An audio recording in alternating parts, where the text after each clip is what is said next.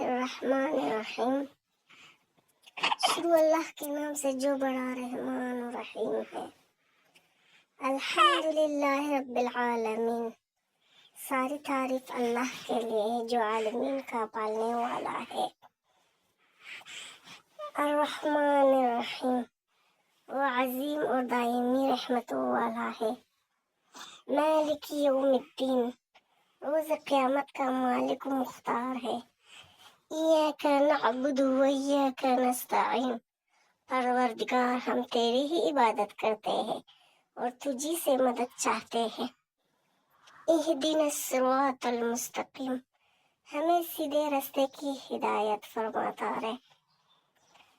صراط الذین انعمت علیہم غیر المغضوب علیہم ولا الضالین، جو ان لوگوں کا راستہ ہے جن پر تو نے نعمتیں نازل کی ہیں، ان کا راستہ نہیں جن پر غضب نازل ہوا ہے، یا جو